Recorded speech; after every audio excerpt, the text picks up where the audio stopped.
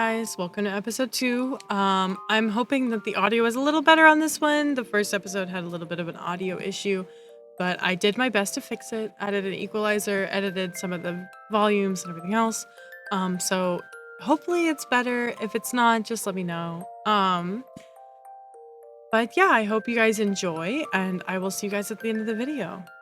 Doodles. Yet again, I'm posting this while most of the people in America are asleep. Ha. Classic Claire. We are officially here in Oregon, just outside of Infected Town, in a little motel. I know, it took a little longer than I expected to be able to leave San Francisco. Blake had a hard time getting days off work, and I loved exploring the city. I started getting restless a couple of days ago, though. I really wanted to get back to the town. I had dreams about it, like it was calling me. In the dreams, the sun shone brightly and everyone was smiling, and not in a forced, monstrous way. There was laughter, and the people felt like family. You know how in dreams, if you meet your brother or parents, they might not physically look like them, but you know that they're your family? Like that. I felt lovely in the moment, but when I'd wake up, I'd feel sick, unnerved, lied to. The town is no good, so why is my subconscious trying to make it seem positive? Anyway, I started pressuring Blake to get going, backed up by Heather, who was interested in whether or not I'm making shit up. I thought about just driving back there by myself, but I'm also not an idiot. Finally, Blake got some days off, and we set off when our schedules allowed. People keep asking for the town's name, or coordinates, or some details as to where it is. I really don't feel comfortable telling you. I apologize for that. For one thing, I'm currently here, and I don't love the idea of a bunch of strangers knowing my exact location, however friendly and awesome you guys seem over the internet. For another, I don't like the idea of endangering people who try to visit the town. I regret even bringing Blake and Heather into this, even though I told them about it before I knew how serious it was. And to be brutally honest, part of me wants to be the only one with access, at least until I get some answers. I feel like a shithead for it. That's the truth. Sorry, I really am. We didn't get into the town until after it was dark and everyone was tired from the long drive. I just wanted to stop at the hotel, but I was eager to do some exploring. Blake, the voice of reason, said it was too fucking dark. Don't be reckless, Claire. We compromised by taking a drive into town, with the understanding that we wouldn't get out of the car. Hit, Blake said as soon as we crossed the bridge, leaning forward to get a look at their surroundings. You weren't fucking kidding about that wretched feeling. It was true, prickling up the back of my neck, eyes from all directions. I glanced at Heather in the back seat. She'd gone completely stiff and pressed herself right up against the window, eyes darting all over directions. I pointed out the apartment building to them as we drove past it, hoping Blake would want to stop and check it out. He didn't. I looked up to the third floor window, the one on the right that had been filled with a little note. It didn't look any different from the others. I slowed the car to a crawl, craning my neck to look at the building. A movement in a window on the fourth floor caught my attention, but it might have been my imagination. I squinted. Was someone standing by that window? It was hard to tell in the distance and the dark, but for a moment I thought I saw a shadow move behind the moldy glass. Suddenly Blake yelled and grabbed the wheel from me, yanking it hard to the right. Heather and I screamed as we were jerked by the car's movement. We were only going maybe 15 miles per hour, but I slammed on the brakes, my heart pounding. What? Blake laughed in relief, slumping back into his seat, passing a hand over his face. A cat, he said, still laughing. A fucking cat just shot across the road. He rubbed his eyes. I smacked the back of his head and admonished him on pulling the wheel from the driver. I punched his shoulder gently. He argued that without his excellent reflexes, we would have hit the kitty. I was very glad we hadn't. Asked if the cat looked moldy or weird looking. Blake said no, he was pretty sure it was just a regular cat. I assume it's feral, since we haven't seen any people whatsoever. We got to laughing nervously as we continued our drive. I think I mentioned this in one of my previous updates, but many houses we passed had their doors hanging wide open, gaping holes in the dark interiors. It was a chilling image, the mockery of a safe, welcoming community. Come in, the houses seemed to say. I could feel Blake getting antsy beside me, his fingers twitching. He had the explorer's bug too, and these residences were just so easy. You could just stroll right inside and pick through the remains of people's lives. Didn't even have to force a door or climb through a window. Easy. And the curiosity was killing me. I turned on a side street I haven't driven down before, looking for lights or signs of human presence. Nada. In one side yard, a laundry line stretched between the house and the fence. Clothing still hung on it, ragged and weathered by the elements. Dusty cars were parked in dusty driveways. One had the hood up, a collection of tools scattered on the ground. Lay on lawns. All the grass was either dead or knee-height. It's so weird, Heather said. Like, everyone just got up and left at once. Maybe the town was evacuated, Blake said, then affected his voice into something vaguely northeastern. Whole fire's still burning underground, you know? Breathing out those fumes, oh, bound to kill ya. I laughed. He'd quoted one of the horror movies, and games, that had bonded us when we first met. I love that shit, but I doubt mining fires or red pyramid things have anything to do with this place, luckily.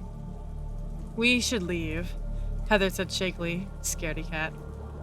Sighing, I agreed and took a right turn, then another right to go back the way I'd came. Upon rounding the corner, however, I slammed on the brakes again. 2 people were shuffling down the sidewalk away from us. Out for a stroll, maybe? At 11 at night? One of them had a sweatshirt on over a dirty dress, the whole hood pulled over her head. I assumed it was a woman. She was barefoot with pale, skinny legs. The other person was a tall, dark-haired man in a leather jacket. He had his arm around the girl's shoulder, huddling her close. They moved very slowly. It didn't take them long to notice us. The man turned when my headlights hit his back, saw our car, and pulled the girl quickly with him, heading towards the shadows between the houses and the trees. I didn't see much of his face, and none of hers, shadowed by the hood. She limped along, jerkily, almost as if her limbs weren't cooperating or legs were numb, but she clearly wasn't moving fast enough for him. Just before reaching the tree line, he scooped her into her arms bridal style and ran away. He was a spry one. I drove around the block, trying to intercept them, but they didn't come out again. Blake firmly refused to go look for them on foot in the dark, and I knew he was right. We don't have weapons. They might. Heather demanded we get out of the town for the night. I headed back to the bridge, mind buzzing. Who was living here? Are they transients or someone we knew? Jess? Liz? Alan? I saw enough of the place on this drive-through to quell any suspicions that this town is still functional. It's not. It is all the trapments of abandonment. Except it isn't old, and there are still people here. I've heard of people staying in evacuated towns out of desperation or pride, or a combination of both. I find the concept unnerving. Nothing of note happened on the way back to the motel, except this. I opened my windows shortly before crossing the bridge. I was confident that we were home free and I really wanted to smoke. It took me a moment to notice anything was off, but Blake sensed it almost as soon as I did. He rolled down his window too, leaning his head out. Yes, the air smelled like mold. We knew this before, but what I hadn't noticed on my previous visit was just how quiet this place was. I stopped the car on the bridge and we listened. No insects chirping, no window blowing, no rustling of the countless trees around us or the gush of water from below. For a moment, I felt like I was sitting in a vacuum. Then Blake put his hand on my hand, glanced back at Heather, and whispered, "Go," with an intense look in his eye. I accelerated. When we got back to the motel and got settled, Blake and I met for a cigarette in the parking lot. Heather was taking a shower in her and Blake's room, which he said was a good thing. I didn't want to scare her, he said. She's really freaked out by this whole thing. She's not sure she wants to go back. Well, we are. Right? I asked. He smiled. Of course, Clairetron. I'm as interested in you, but I don't think you should tell her what I'm about to tell you, and I don't want you flipping your shit either. Well, I am one to flip my shit. This was an example of sarcasm.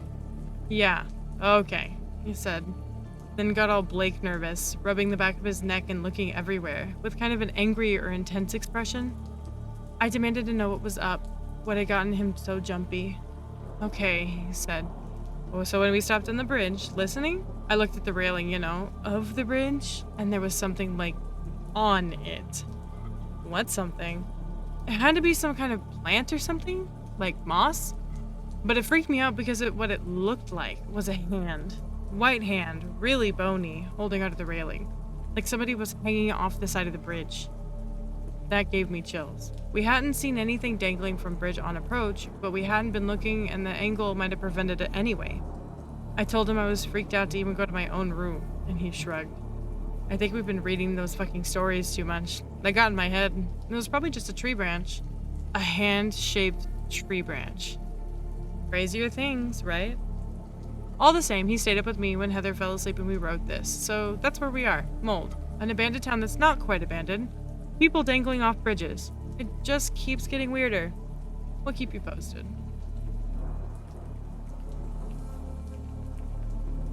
Up on the morning of the 17th, some texts from a number I didn't recognize with an Oregon area code. They came around 3:30 in the morning. I screenshotted them for you. I noticed, like you probably did, that the only capital letters spell out I am he. This guy really likes his little riddles. It pissed me off, but it also scared me. The unknown number could very well belong to someone in the infected town, but if it's u/help me no sleep or u/Alan PWTF, why are there no random misspellings or jumbled letters? Other than the sporadic capitalization, they seem pretty lucid. I also got a text from a different number, one from a Chicago area code. I know Alan went to Chicago, but he never lived there, so it's probably not his phone. The delivery time on that was 6:27 a.m., around 3 hours before I woke up. Here's that. I rushed into Blake and Heather's room and showed them. Neither had received messages of any kind. On the way into town, we parked on the bridge to check out Blake's sighting of the hand. I noticed the silence again as soon as I stepped out of the car, like the bridge marked the edge of a bubble where the atmosphere completely shifted. Heather played ignorant, but I think she guessed we weren't telling her something. She doesn't read these accounts. She says they freak her out. There was nothing on the railings of the bridge or anything hanging off, no tree branches or monsters. I jumped down beneath the bridge, followed by Blake, and found a dry creek. No one was there, but among the banks was an obvious camp of some kind. Blankets and sleeping bags, a collapsed tent, and an empty fire pit. Somebody had been here recently, evidenced by the few embers still glowing under the ashes. I wondered if it was the guy in the leather jacket and the girl. I wanted to go to the high school first, since that's what the Chicago number said I should do. Heather did not. She kept saying how it was a trap, we'd be ambushed. She was adamant. I decided to heed her advice. I planned on visiting the next day anyway. Hopefully Heather would decide to stay back at the motel. To you, she probably sounds like the voice of reason, but I wasn't thinking that. Nothing ventured, nothing gained. We went to the apartment building again instead, since I had explored it thoroughly last time. We jumped in through the window I'd opened after we put on respirators, and I pulled my hair back. Heather and Blake both have short hair. It was the same as before, oppressive, dark, horrible. I had to check out the basement first thing to see the creature's body. I was feeling brave, stupid. With him by my side, he's always had that effect on me, so I agreed. Heather was looking uneasy, staying away from the walls and hugging herself. She seemed sure that we were about to be attacked. But when nothing happened as we passed through the lobby, she started to relax. And as we whispered to each other, it started to feel more like a regular exploration. Knowing what I know now, I couldn't believe I'd gone there alone last time. The floors creaked and moaned above us as we moved towards the basement. Probably just settling, I thought warily that those people we'd seen last night could be in the building. The stairwell was probably my least favorite part of that building. I pointed at the boilers once we were in that room, saying I'd seen the body behind them. I didn't want to look again. Once was enough, but Blake eagerly squeezed himself into the space between the wall and the boilers and shone his flashlight back there. "Where is it?" he asked after a moment. "Like, right there," I said, confused as to how he was missing it. It was pretty conspicuous, on top of a black pile of whatever. Blake slid out from behind the space, shaking his head. "There's nothing back there." I ran to check. Sure enough, there was no body. The black pile seemed a bit bigger, but other than that, the area was empty. Maybe it hadn't been dead. It sure looked dead, though. Dead and mummified. I snapped a few pictures.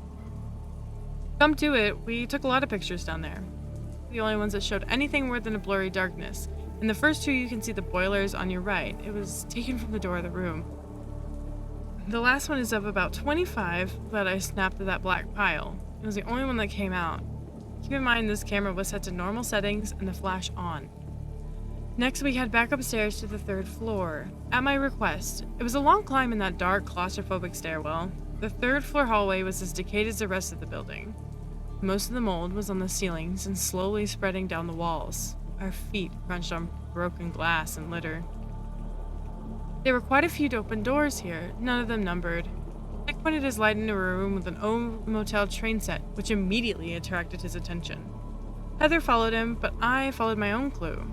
I went down to the end of the hallway to find the apartment that had been shaded with the note that I left in my car the first day I visited. The door was closed but unlocked. I went inside. Whereas in the hallway outside, the mold was sporadic along the walls, here the walls were all gray or black. I walked down the short entryway to the living room. Moisture dripped from the corners. The Venetian blinds on the windows were rotting off their hangers. A flat-screen TV rested against one wall. A gray, decaying couch sat opposite of it, a small laptop perched on one of the arms, seemingly untouched by the decay. I withdrew my spare sweatshirt from my pack, wrapped the computer in it, and decided to take it with me. Checked out the bedroom mentioned in Jessica's posts. Sure enough, the bed was flipped onto its side against a wall, a large black concave shape carved in the underside of the mattress. The vent she spoke of was smaller than I'd imagined, only about 5 inches tall by 9 wide. Mold snaked from it, dense around the dark opening. I went back out to the living room and looked for anything else of interest, but didn't find much. Back to the door when the sound caught my attention. Thump. Slide. Thump. Slide. Like a fucking campfire story. It was getting louder and louder. I called for Blake and set about trying to find its source.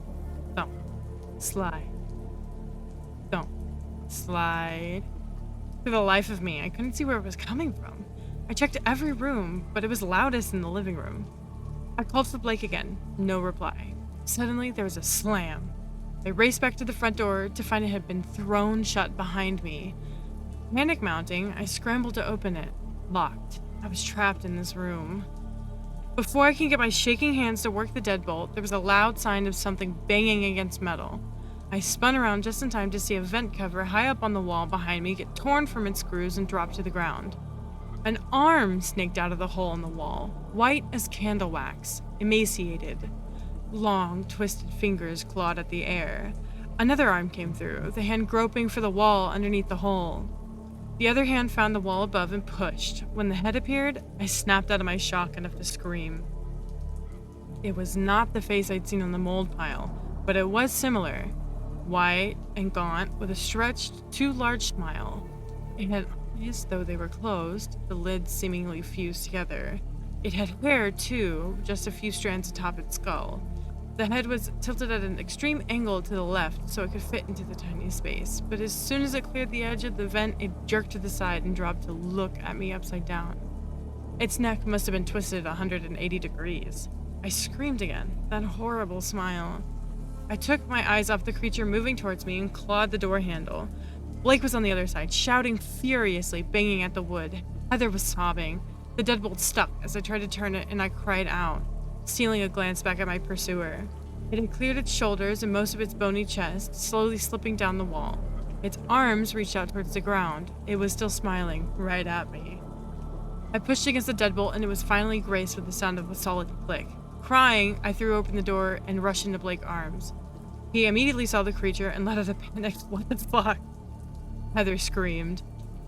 He pulled me away from it. It had touched the ground, its legs sliding at the vent behind it, twisted and impossibly thin. It reached towards us, then Blake slammed the door on it. Our escape is a blur until we were in the car, speeding towards the bridge. I found it hard to breathe, and Blake was driving, one hand rubbing my shoulder. Heather was huddled in the back, trembling violently. The laptop I'd stolen rested on my lap, still wrapped in my sweater. We made it back to the motel and each took long showers, putting the clothes we'd worn into a garbage bag to wash. We didn't touch anything unless we wore gloves, but I don't know if that's enough anymore. It might already be too late. I can't say I wasn't warned. Blake took a bunch of pictures on the 3rd floor, however, predictably only one of them showed anything. Here it is, a close-up of the mold on the walls of the apartment. Pretty disappointing. It's what we have. I'm writing these and getting them up as fast as I can, but I'm finding it hard to focus. The exploring has left me tired, and now I can't sleep, but for a few hours at night. I've traded unnerving dreams for no dreams at all. A lot of you will say it's because I'm infected, and at this point I'm pretty scared that that might be the case. I can't sleep, and when I do, I see that face. I don't think it's safe for me to leave. I'll save the rest for next time. For the first time, I'm really regretting this ever started.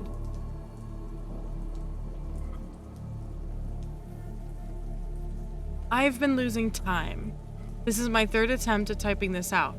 I'll sit it down at the desk to start writing, and suddenly it's 3 hours later and I'm on the porch, finishing a pack of cigarettes. When I go back to the computer, a blank Word document is staring at me. But it's not only when I'm trying to write. The first blackout happened shortly after we came back from our drive through the town.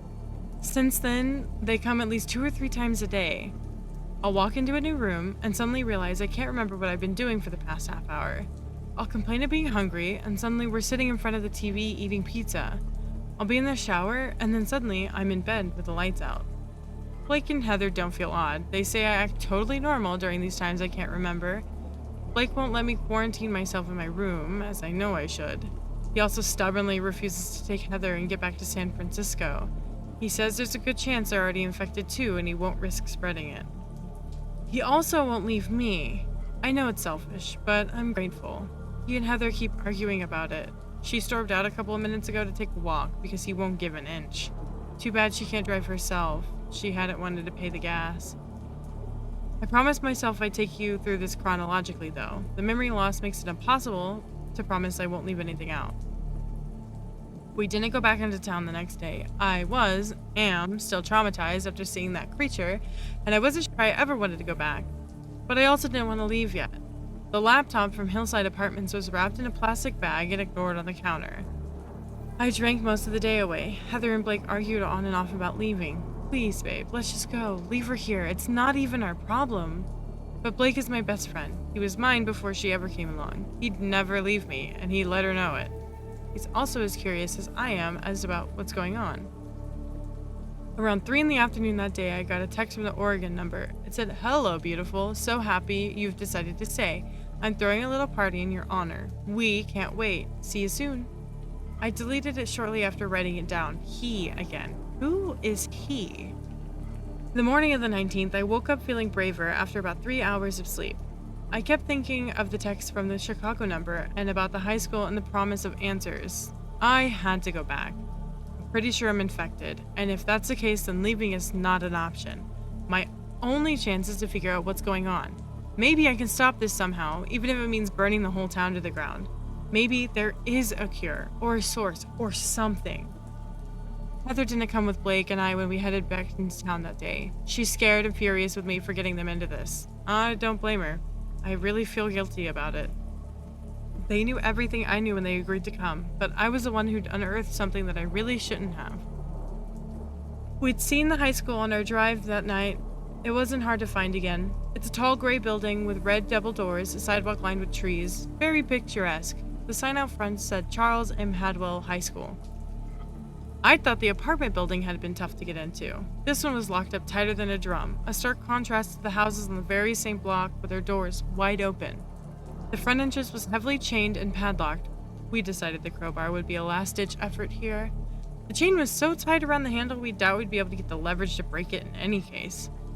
First, we circled the perimeter and found 3 more doors, all metal, locked tight. All the moldy windows on the first story had bars over them. There was, however, a fire escape, and the windows on the upper floor weren't barred. Conveniently enough, the ladder was already lowered to the ground, ready to use. We climbed through an unlocked window on the 3rd floor. Again, we were wearing respirators, gloves, long sleeves, and beanies, though I doubted it mattered anymore.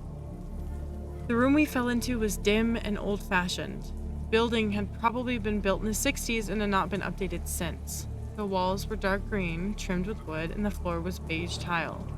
Mold populated every corner. The level of decay was comparable to the police station. We moved into the hallway.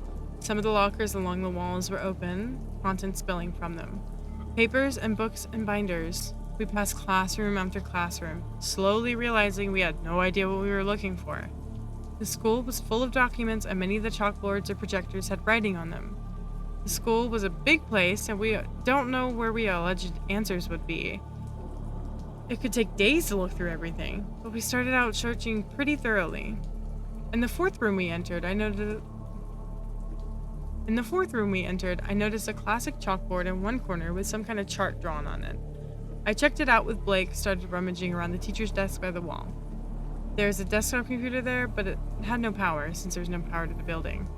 Blake found a syllabus for a journalism class on the desk, and a stack of school newspapers dated September 2013. So there was my proof that this town had been up and running recently. The body was collected termed the Hadwell High Acolytes. Weird for a mascot, but I went to a high school where our team was the Crusaders, and that's kind of a similar thing.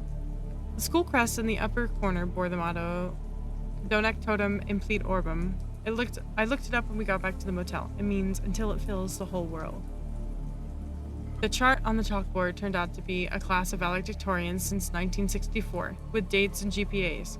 Must have been for an article. I noticed that many of the students had the surname Hadwell. Seems the legacy went a long way in this town. That or the family bred geniuses.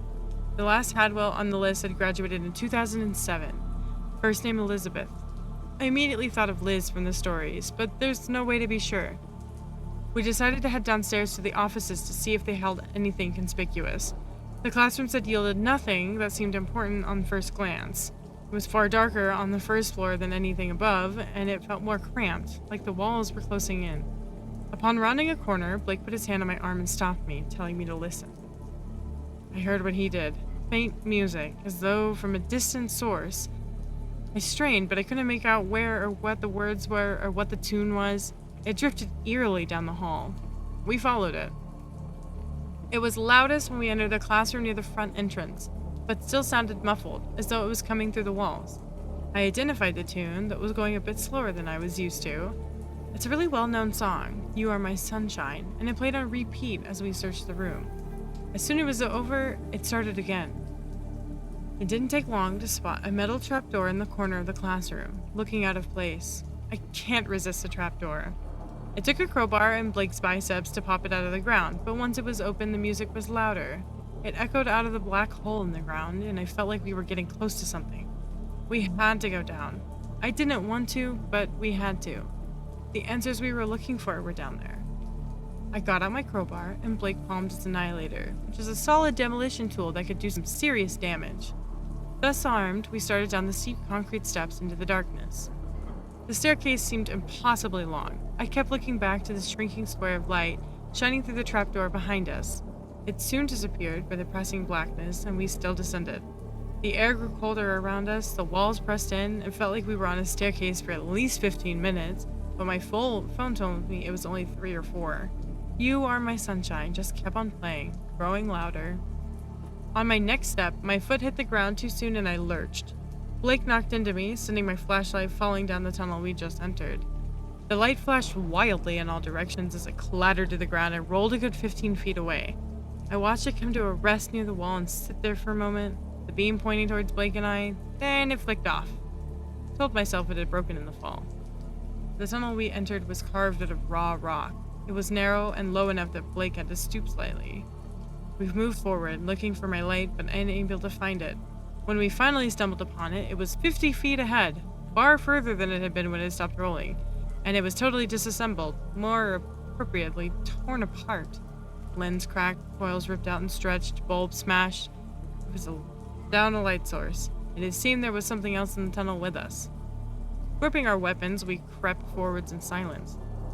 I wanted to find the source of the music, if only to destroy it. If I never hear that song again, it will be too soon. Suddenly, a door melted out of the darkness ahead of us, carved into the shape of the tunnel. It was made of heavy black metal, and etched into the center was the school's crest, the classic shield with a bunch of symbols. I can't remember any specifics of any of them, but I recognized it from the school paper. The door was unlocked. I'm out of space here. I'll post what we found behind that door tomorrow. Sorry about that. There actually were some answers. Till next time. Things are crazy here. Blake is in the hospital, quarantined and injured. Heather and I are holed up in the hotel. I don't know what else to do. I'm so sorry I got anyone into this. It's all I can do to keep posting to tell you what's going on. I have a feeling whatever this is doesn't want its secret public knowledge, so at least it feels like I'm doing something to fight it. I'm losing hope. A lot has happened since I last posted, but, as always, we'll keep it chronological.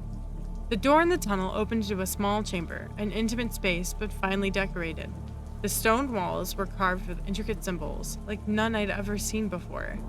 Runes, maybe, but I don't think they're Norse. I can't describe them. They made my head hurt.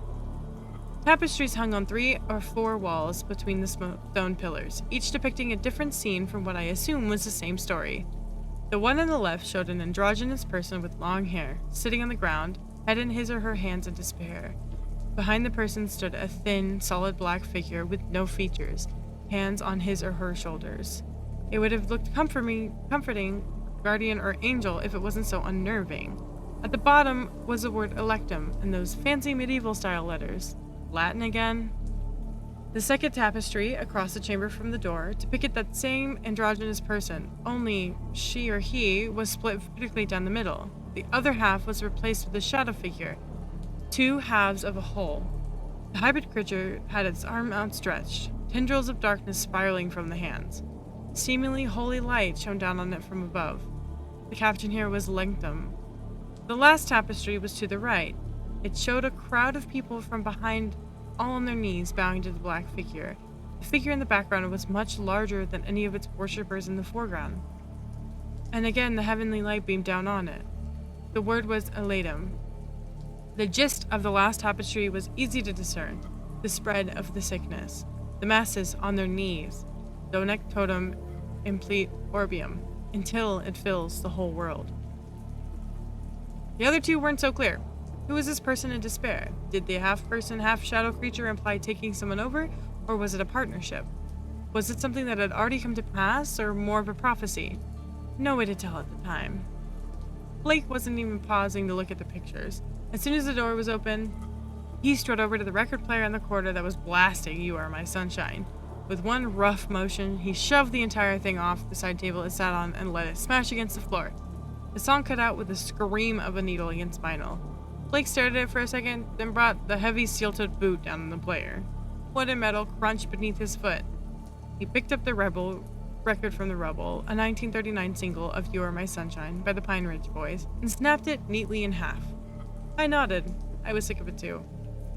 Other than the tapestries on the black record player, the chamber only held a podium at its center. Two lit white candles stood on it, either side of the black leather-bound book. Notice anything weird about this place? Blake asked, and I almost laughed, but I was too stressed out. Other than the fact that it's an inner sanctum of some fucking cult? Oh, and the candles are fucking lit? There's no mold down here, he said. Not in the tunnel either. I hadn't noticed that. I wonder what it meant.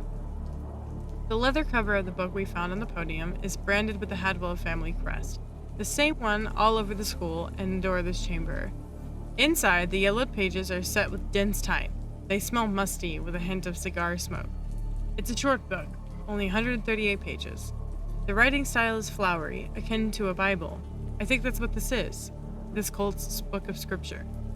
I took it with us when we left. At that point, I'd figured as long as I had the laptop, that we were fucked anyway. No point in leaving behind something important. We couldn't stay long, as it turned out. But I'll tell you about our escape next time. Right now, I think you need some answers. I think you've been waiting long enough. I think I've put enough clues together. I think I've figured out what happened and why. Not that it helps anything. I spent a few days reading the Bible, perhaps Book of Prophecy is a more accurate term. I was raised Presbyterian, though I am no longer religious, and I am very familiar with the Christian creation myth and other biblical stories. The story of the universe told in this book was very, very different.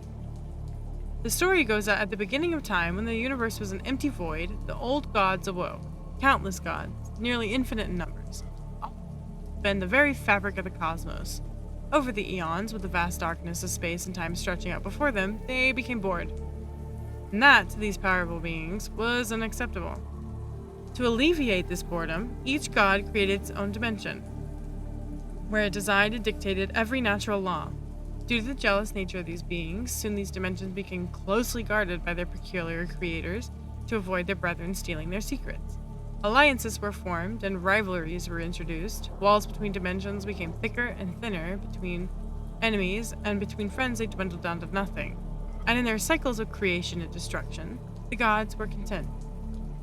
Of course, one of these gods created our world. He is the story you're probably familiar with. It's been passed down through many religions around the globe, including, but not limited to, Christianity, Islam, and Judaism. You know, God with the capital G. But what all the stories fail to tell you is that he's apparently really fickle and bores easily. We weren't quite interesting enough for him. God abandoned us long ago. That's one of the reasons the cult hates him so much. According to the Hadwell Bible, God with the capital G had a brother, who is referred to as the entity, and given the sexless pronoun it, with a capital I. God and the entity hated each other since the time immemorial. The walls between their dimensions were as thick as any, but the entity knew God didn't deserve such a beautiful world as he had created, and when he abandoned his people, the entity grew angry. It decided to save us. It made a hole in the wall between dimensions and slithered through into ours. It planned to spread its influence to all of God's abandoned children. And here's how the book describes a paradise it would bring. And that they accept the holy gift should be ascended, and that they shall have life eternal, and that they shall no longer be victims of fear, nor doubt, nor hatred, nor pain, and that they shall be held close in their loving entity, and that they shall be one with it and with each other forever and ever. But God had foreseen this trespassing. He'd set cowardly traps before he fled. God was often referred to as a coward with a capital C in the Hadwell Bible. But God had foreseen this trespassing. He'd set cowardly traps before he fled. God is often referred to as a coward with a capital C in the Hadwell Bible. When the entity came into our world, it found itself weakened. Our dimension is hostile to it. It knew it would need a host or a partner, someone from this world, with whom it could share its strength to do its holy work. At this point, to me, the entity sounds a lot like a parasite, but for some reason the cult seems to think being chosen is some sort of honor. The vague promises of life eternal and ascension are enough to make them want it. There are no details to what it entails, so I assume that they assume it's a good thing. I think we've seen enough of this so-called process of ascension to know it's not. And so the entity bided its times in the cracks of our dimension, waiting for the right vessel to come along. The final selection of the book is detailed prophecy that mirrors the story told by the tapestries on the wall. A vessel will be chosen by the entity, where it will incubate and grow stronger. The vessel and the entity are called two in one, but I'm not sure if that means that both consciousnesses are working together, or if the entity completely controls the vessel. When it is strong enough, the entity will spread its influence across the globe. The people will ascend into paradise, becoming one with the entity for all eternity. I don't know, that doesn't sound like a good thing to me. And from the twisted forms of the infected people and their hideous smiles, it doesn't look like eternal paradise. It looks like eternal torment. The entity is clearly manipulative, probably not even a god. I hope the cult came to regret their decision to facilitate this creature's rebirth into our world, because they did facilitate it. The book describes various rituals and prayers that are supposed to be able to help it enter a vessel. I think the vessel was born 25 years ago and has been active ever since. There's a birth certificate folded and placed in the back of the Hadwell Bible. The cult leader's daughter, Elizabeth Hadwell, born 1989 in Portland. Someone has written on the back of it, "We have been waiting. All hail the coming of the entity. Rejoice." I don't know that it's Liz from the earlier stories, but I believe it is. It makes sense that the infection started at the people closest to her. But the way she wrote in the Chicago series, and how scared she seemed, and how worried for Alan, how hopeless, maybe she didn't know what she was carrying inside of her, which is so tragic. Then again, maybe she did. Maybe she's a villain, one who's very good at lying. I don't know. Why am I so sure that it's Liz? The names might be a coincidence, but last week I was in contact with a man who referred to himself as the Voyager. Remember that Chicago number that texted me to go to the school? He said he wanted to help, and he was sure it was Elizabeth we all knew, though he wouldn't tell me why. And I trusted him because he seemed to know much more about it than I did. He said he knew all the people from the other series, Jess, Liz, Alan, Lisa, Alex. He even knew Z. Trusting him was just another mistake on top of an enormous pile of fuck-ups I'd been making in the last month and a half. And now, thanks to me, Blake is injured. I can't type anymore right now. I'm not sure when the next blackout will happen, and I'm not sure how long Heather and I have been in this motel room. The calendar says it's been a week since I last posted on nosleep, but that can't be right. It felt like a couple days, max. We can only remember bits and pieces. She's suffering from the amnesia now too, which makes me hopeless. We're definitely infected. Don't come looking for us. I'll post again as soon as I can. I have this feeling the entity doesn't want me to. It's gotten to me, I know it. It's part of me, even if I can't feel it. It's watching my world from behind my eyes, latched on and biding its time. I'm sick. The light hurts my eyes, I can't eat. I feel angry all the time, or hopeless. Then suddenly I'll be laughing, and Heather will be laughing, and we'll just be rolling on the ground in hysterics. 10 minutes later, we're sobbing. I hate it. Is there a cure? Is there a way to destroy it? Can I get it out of my head? How does one defeat a god? Hi guys! Thank you for listening, and I hope that you enjoyed the video. If you did and you want to see more of this type of stuff, feel free to like and subscribe. It really helps out the channel. For any of the live streaming stuff, feel free to go check out my Twitch. It's the exact same username, Shifter Sidhi, all one word. And we are live over there multiple times a week. I do try to be live at least 3 times a week, Monday and Wednesday for sure, and usually Tuesdays as well. And then if anything changes, I alert everybody in the Discord. So if you want to keep up with me, that's the best place to do it. But yeah, if you hope like this, I really appreciate you guys' support, and I will talk to you guys later. Have a good one. Bye.